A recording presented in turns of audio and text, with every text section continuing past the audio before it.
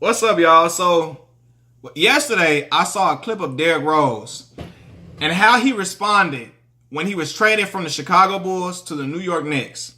And this happened in the summer of 2016.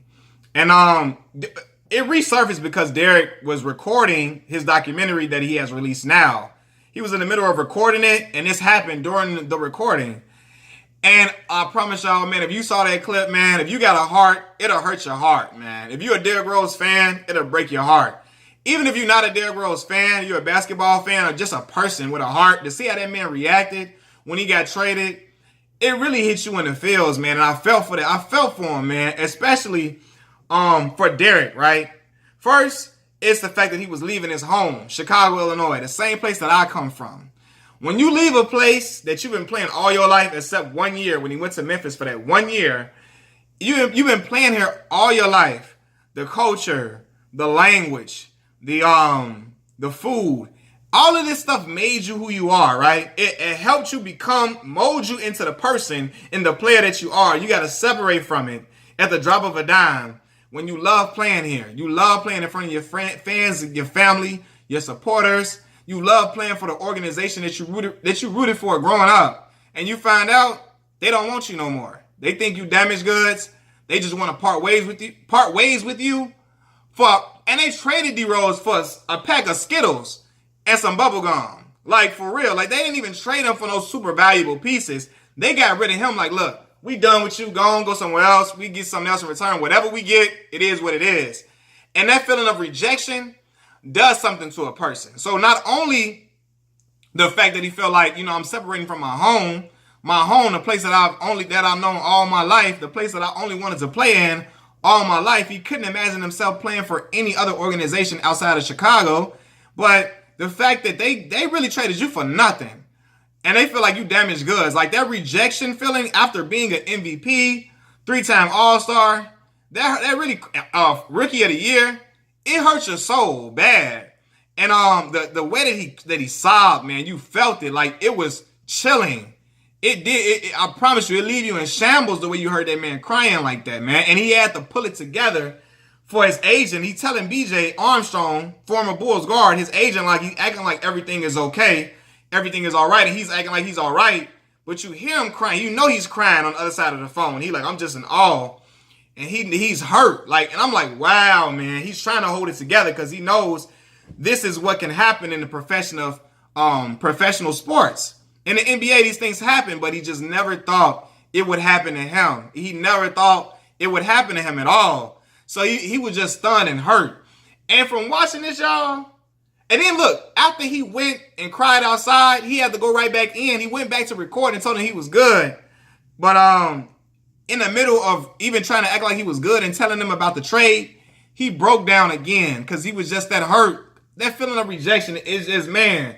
And that clip right there is a prime example of why you should not be mad and pissed at players that want to leave organizations on their own time, on their own merits. When they want to leave an organization on their own, people can't be getting mad at players and getting pissed and ready to fight and ready to implode.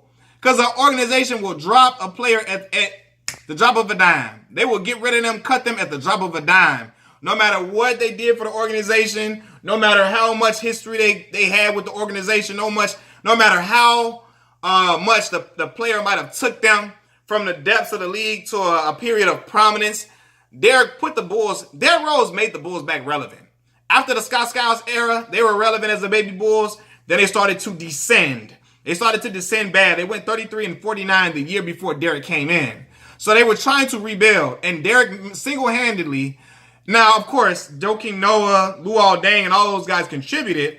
But as soon as D Rose came, he put butts in the seat because it was a kid from Simeon High School, Southside Chicago, Illinois, a guy that was a dynamic athlete, a high flyer, a guy that had the will to win, a guy that was homegrown and was just a supreme talent. When he came, everybody and their mama and their cousins, their aunties came to watch him play. And it didn't matter what the Bulls looked like. The United Center was going to be filled because that young man was there. And he proved to be one of the best players in the league at a young age. At that time, this was before Russell Westbrook started to ascend. Derrick was the epitome. Like, he was the most athletic point guard we had ever seen at that time before Russ had ascended. And really, Russ ascended when Derrick got hurt during those times. But by the end, man, Derrick was a phenomenon. So people would come to see him play all the time. Like, they wanted to see him play wherever he was. So you can't get mad at a player when they decide to leave, and an organization will cut you like that. Like, seriously, the athlete, a team will get rid of you at a moment's notice. Look, we don't care what's going on. You gone. Bye. Bye. And they don't care nothing about it. Bye. You know, they don't care about your feelings, nothing. This is a business. We done. We don't look, and they don't care so much. We ready to get rid of you for some cash considerations, a few picks here and there, a few guys that really ain't good. We don't care. Just ready to get you out of here, move you along, and that's what happened. And yeah, man. So you see the different side of sports. You see the human side of sports. You get to see that these people are people too. Just because they have superior athletic abilities and they're getting paid top dollar, it doesn't mean that they don't experience hurt. They don't experience betrayal in their mind, or they don't experience rejection. They do experience that. And that clip of Derrick Rose in the documentary crying like that when he heard the news that he was getting traded, it shows you all of that, man. And I think that's why it is really an important clip to show to many people, especially the people that get mad at basketball players for deciding to take their destiny into their own hands and go to an organization of their choice in hopes of them either getting more money or in hopes of them winning an NBA championship. Because people play for those things.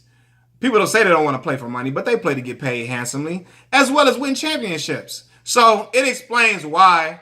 It gives you a look inside the mind of why you shouldn't be mad at those players for what they do, because organizations can get rid of a player at any minute.